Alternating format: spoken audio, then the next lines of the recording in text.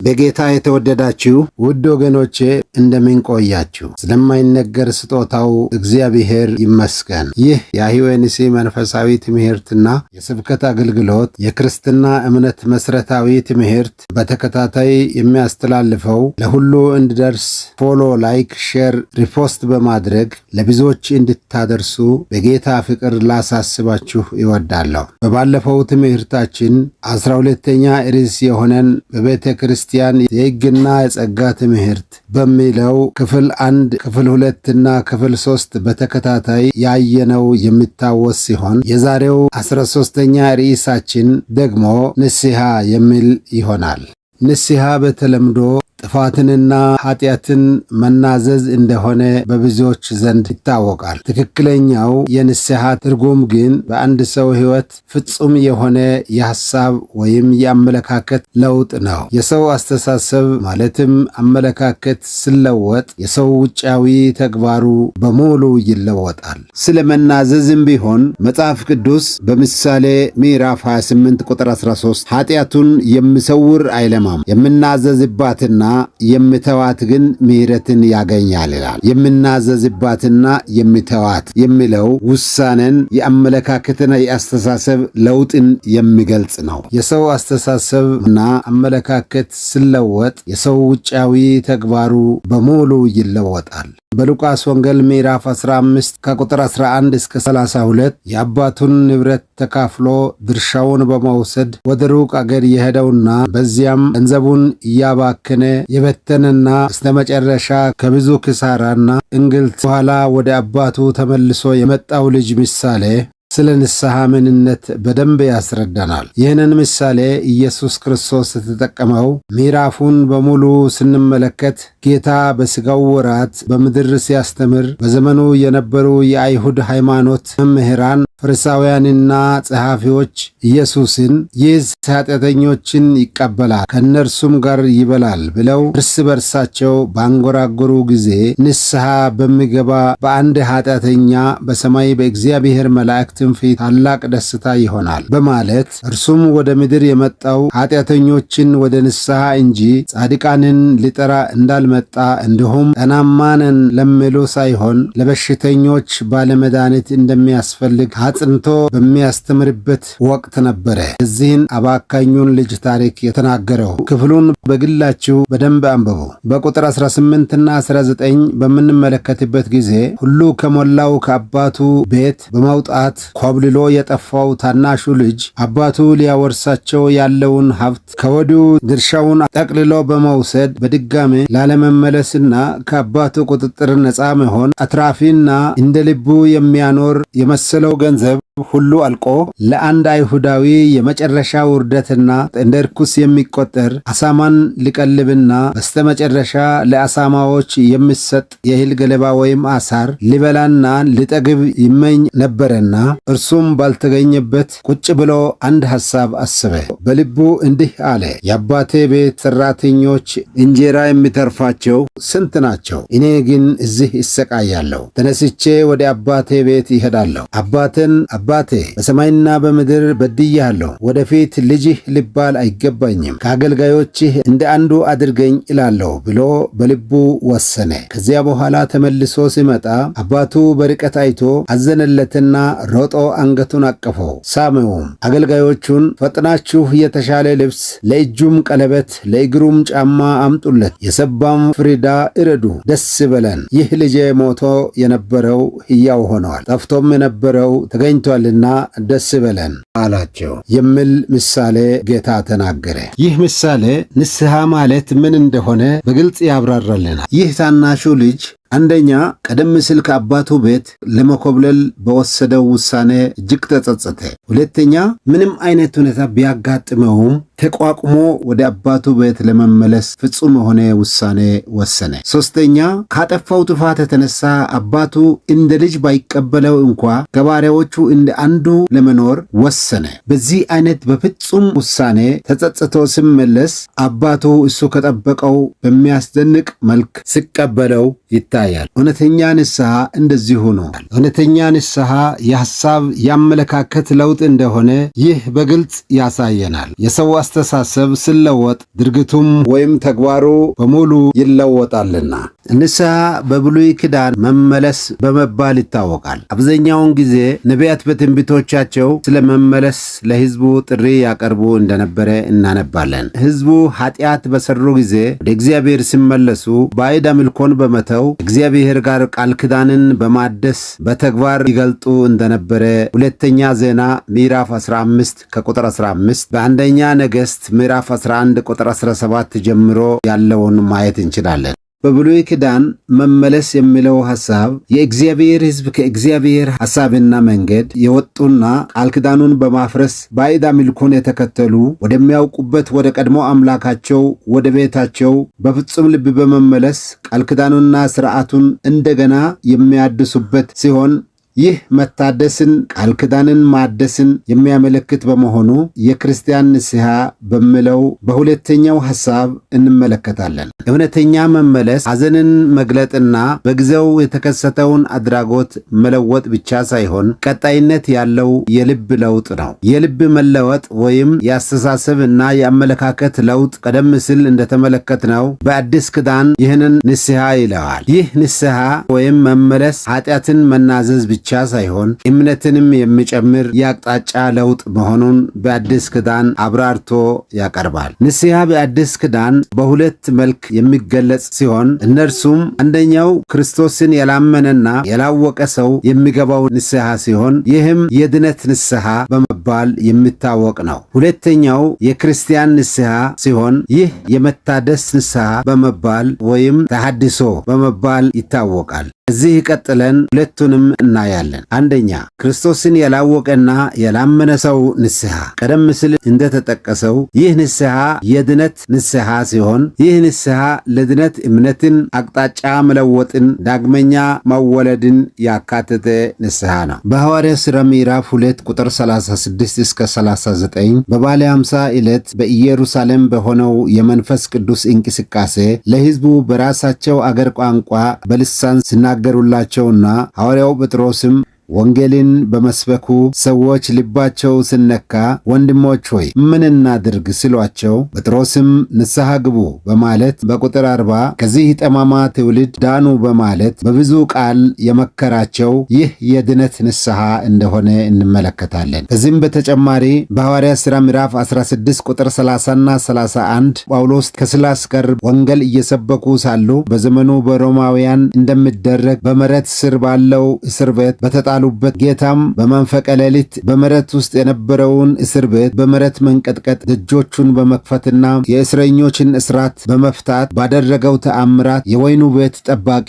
ጌቶች ሆይ እድን ዘንድ ምን ማድረግ ይገባኛል ስላቸው ጳውሎስና ሲላስ ደግሞ በጌታ በኢየሱስ ክርስቶስ ስም እመን አንተና ቤተሰቦችህ ትድናላችሁ ያሉት ይህ የመዳን ንስሐ እንደሆነ በግልጽ እንመለከታለን። እንዲህ አይነቱ ንስሐ እግዚአብሔር መንፈስ ኃይል የሚሆን እንደሆነ መጽሐፍ ቅዱስ ይነግረናል። ምክንያቱም በአንደኛ ቆሮንቶስ ምዕራፍ 2 ቁጥር 14 ለፍጥረታዊ ሰው የእግዚአብሔር መንፈስ ነገር ሞኝነት ነውና አይቀበለውም፣ በመንፈስም የሚመረምር ስለሆነ ሊያውቀው አይችልም ይላል። ኤፌሶን ምዕራፍ 2 ከቁጥር 1 እስከ 3 እና ማቴዎስ ወንጌል ምዕራፍ 8 ቁጥር 22 እንደሚያሳየን በዲያብሎስ ስልጣን ስር ተገዝተው የሥጋቸውን ምኞትና ፈቃድ እየፈጸሙ የሚኖሩ በበደላቸውና በኃጢአታቸው ምክንያት በመንፈስ ሙታን የሆኑ ናቸውና በመንፈሱ ምሁት የሆነው ሰው መንፈሳዊውን ዓለም እግዚአብሔርን ምስጢር በራሱ መንፈስ ሊያስተውለው ንስሐ ሊገባና እግዚአብሔርን ሊፈልግም በፍጹም አይችልም። በሮሜ ምዕራፍ 3 ቁጥር 11 ሁሉም ኃጢአትን ስለሰሩ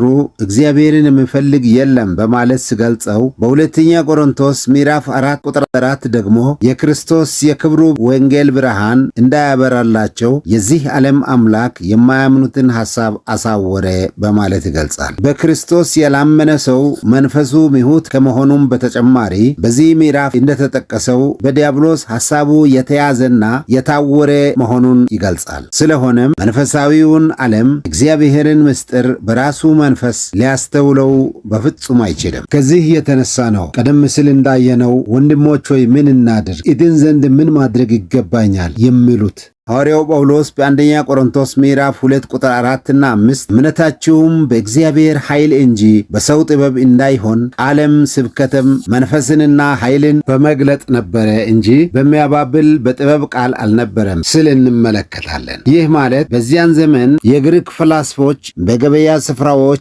የፈጠራ ሐሳብ፣ ፍልስፍና በመናገር ሰዎችን እያስደመሙ ያስከተሉ ነበረና በጳውሎስ ለኢየሱስ ክርስቶስ መሰቀል ከሙታን ስለመነሳትና በእርሱ ስላለው የዘላለም ሕይወት በሚሰበክ ጊዜ በዚያን ዘመን እንደሚታወቀው የግሪክ ፈላስፎች እንደሚከተሉት ፍልስፍና እየመሰላቸው ኢየሱስን እንዳይቀበሉትና እንዳይከተሉትም አምላክ ሆኖ ሳለ ሥጋ መልበስ፣ ስለ ሰው ኃጢአት መሞት፣ ከሙታንም በኃይል መነሳት ሲሰሙ በዘመኑ ከሞሉት ፍልስፍና ተከታዮች የአንዱን እንደሚከተሉ ማህበረሰብ አድርገው እንዳይቀበሉት፣ ሌሎችንም ክርስቶስን በዚያው መልክ እንዳያስረዱት ክርስትና የመገለጥ እምነት በመሆኑ ሐዋርያው ጳውሎስ መንፈስንና ኃይልን በመግለጥ ስለተሰቀለው ክርስቶስ ይሰብክ እንደነበረ ያብራራል።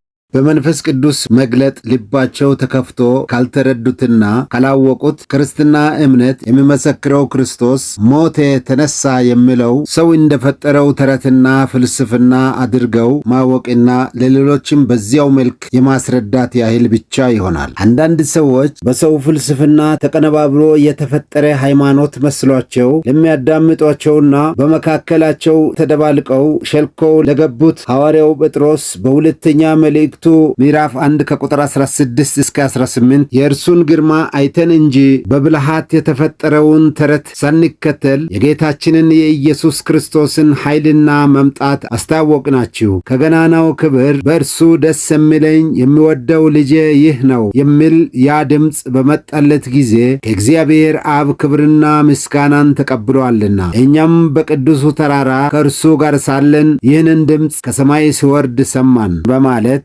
የዓይን ምስክር መሆኑን በማረጋገጥ ስናገር እንመለከታለን። ይህ ለፍጥረታዊ ሰው በመንፈስ ዳግመኛ ላልተወለደው በራስ አእምሮ በገዛ መንፈሱ መረዳት ስለማይቻል ነው።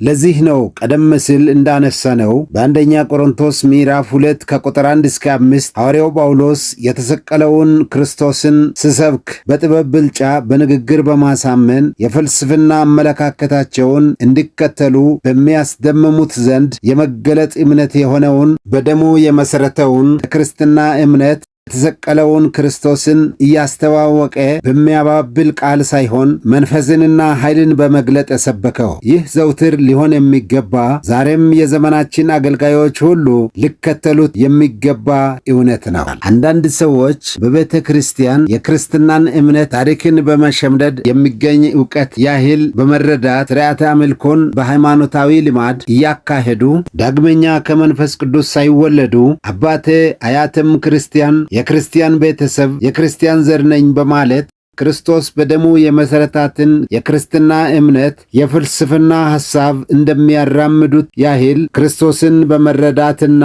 ለሌሎችም ደግሞ በዚያ መልክ በማስረዳት እንደ መድረክ ተዋናይ ስተውኑና ሲንቀሳቀሱ በድንገት አጋንንት ተገልጦባቸው ጮሆ ሲወጣ ክርስቶስን እንደገና እንደ ግል አዳኛቸው አድርገው በመቀበል ከመንፈስ ቅዱስ ጋር መተዋወቅ የሚከሰትበት አጋጣሚ ሲፈጠር ይታያል። እንዲህ የሚሆነውን ዛሬም በዘመናችን እያየን እንገኛለን። እንዲህ አይነቱን ማየት በዘመናችን የተለመደ እየሆነ መጥቷል። በሐዋርያት ሥራ ምዕራፍ 8 ቁጥር 12 ጀምሮ ስናይ የአጋንንት መልእክተኛ በጥንቆላ የሰማርያን ሕዝብ ያስደንቅ የነበረ እነርሱም ታላቁ የእግዚአብሔር ኃይል የሚሉት ጠንቋይ ስምዖን፣ ወንጌላዊው ፊልጶስ በኢየሱስ ስም የሚያደርገውን ተአምራት በማየት ከመናፍስቱ እስራት ነጻ ሳይወጣ በክርስቲያኖች ኅብረት በቤተ ክርስቲያን ሹመትና ስልጣን ሊይዝ ወንጌላዊ ፊልጶስን ስተባበርና ከኢየሩሳሌም የተላኩ ጴጥሮስና ዮሐንስ በአገልግሎታቸው ክርስቲያኖች መንፈስ ቅዱስን ሲቀበሉ አይቶ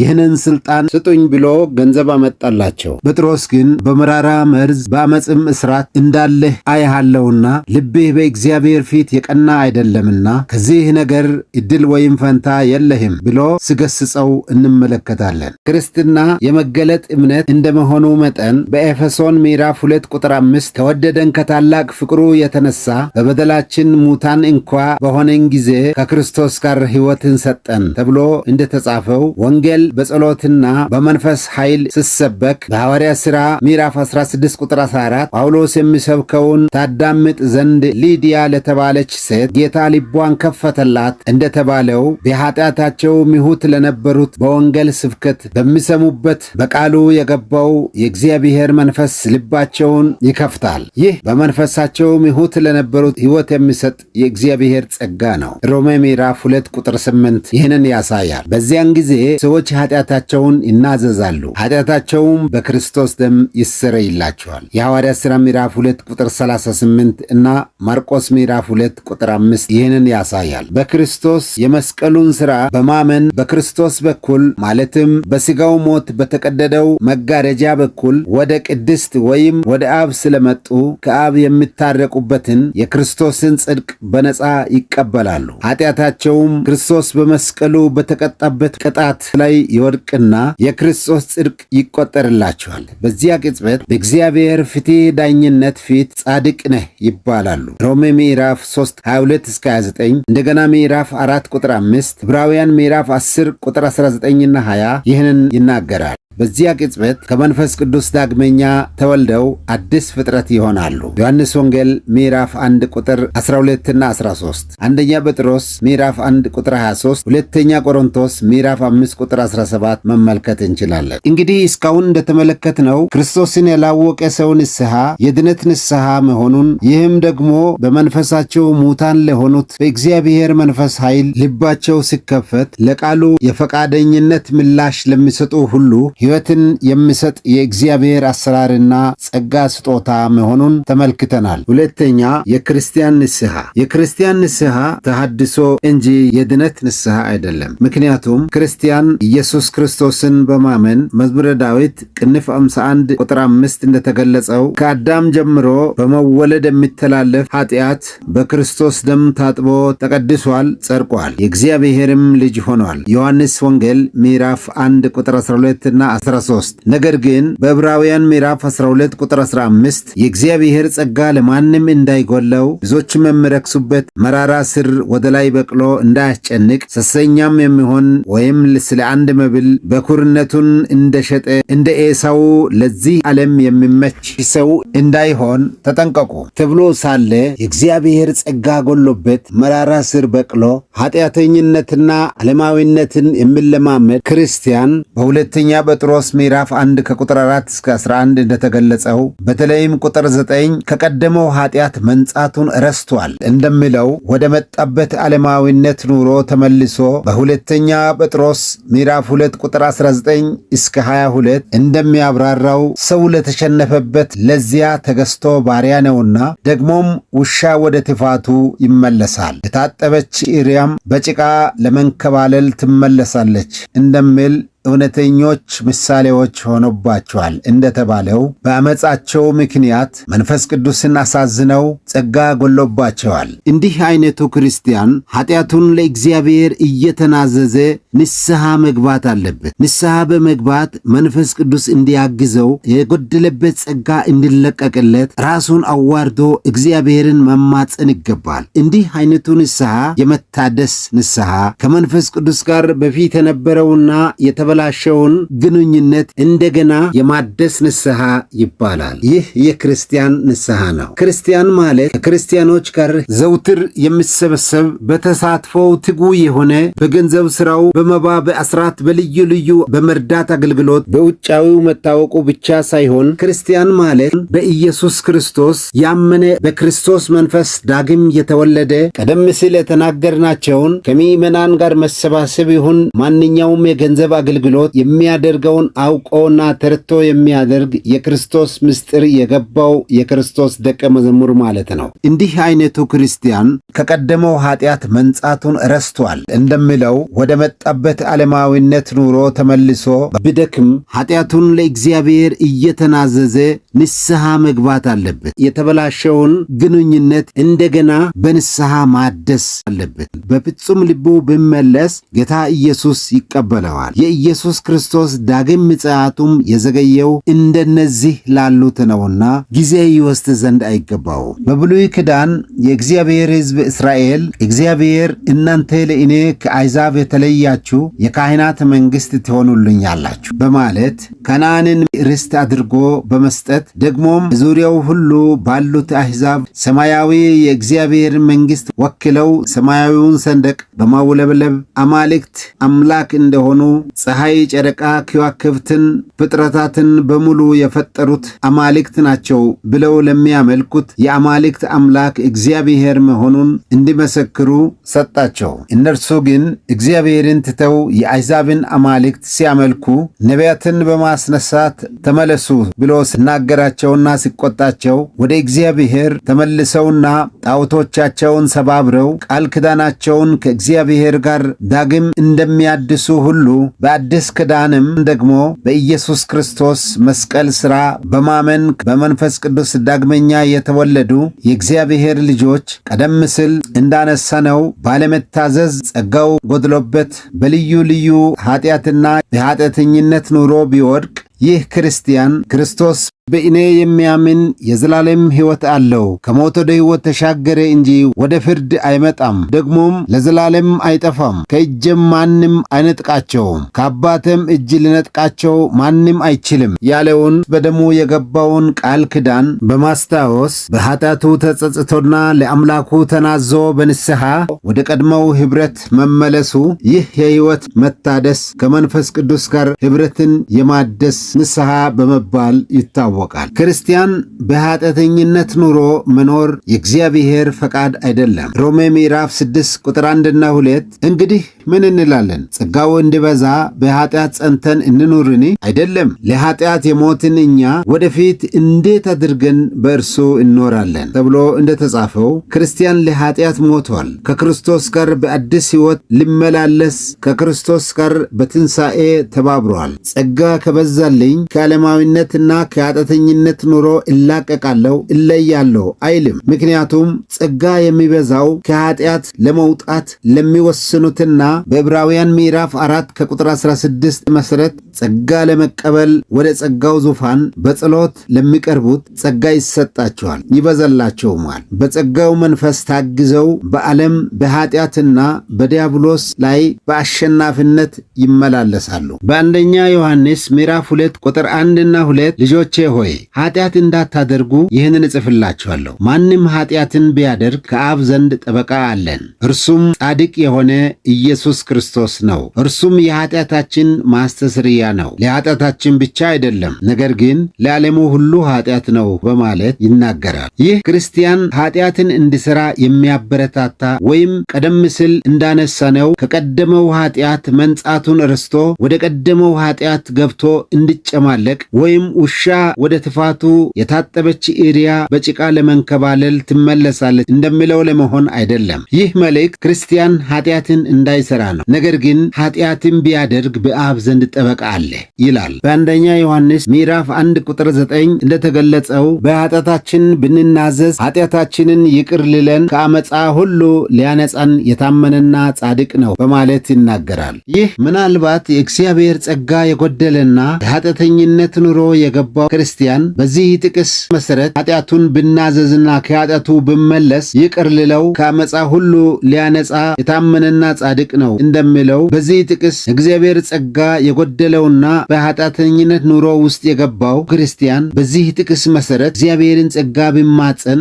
ኃጢአቱን ይቅር ሊለው ኃይልና ድልን ሊሰጠው የታመነና ጻድቅ እንደሆነ ጥቅሱ ያስገነዝባል። ይህ በንስሐ መታደስን ያሳያል። ኢየሱስ በእርሱ ላመኑት ደቀ መዛሙርት ሲናገራቸው በማርቆስ ወንጌል ምዕራፍ 11 ቁጥር 25 ለጸሎት በቆማችሁ ጊዜ በማንም ላይ አንዳች ቢኖርባችሁ ይቅር በሉት ብለዋል። ለሰባቱ አብያተ ክርስቲያናት ራእይ ምዕራፍ 1 ቁጥር 10 እና ቁጥር 17፣ ራእይ ምዕራፍ 2 ቁጥር 4 እና 5፣ ቁጥር 20 እና 21፣ ራእይ ምዕራፍ 3 ቁጥር 3 በቤተ ክርስቲያን የኃጢአት ልምምድ ውስጥ በድጋሜ ለሚገቡት ክርስቲያኖች በአብ ቀኝ የሚማልድላቸው ኢየሱስ ራሱ በራእይ ለሐዋርያው ዮሐንስ ተገልጦ ንስሐ እንዲገቡ በብርቱ አስጠንቅቋቸዋል። ክፍሉን በግላችሁ አንብቡ። ጌታ ኢየሱስ ክርስቶስ በራእይ ተገልጦ ንስሐ ግቡ እያላቸው ይናገር ነበር። እነዚህ ክርስቲያኖች በክርስቶስ አምነው የቀደመው ኃጢአታቸው ይቅር የተባለላቸው ናቸው። ነገር ግን የቀደመውን ፍቅር ትተዋል። ሌሎቹ ደግሞ በባዕድ አምልኮ ውስጥ ገብተዋል። የሕይወታቸው አዳኝ አድርገው ከተቀበሉት ጌታ ጋር የነበረውን ኅብረት አላልተው ከአጋንንት መሠዊያ ማይበርተኛ ሆነው ለጣዖት የታረደውን ይበላሉ። ሌሎች ሴሰኛ በመሆን የኤልዛቤልን ትምህርት ይከተላሉ።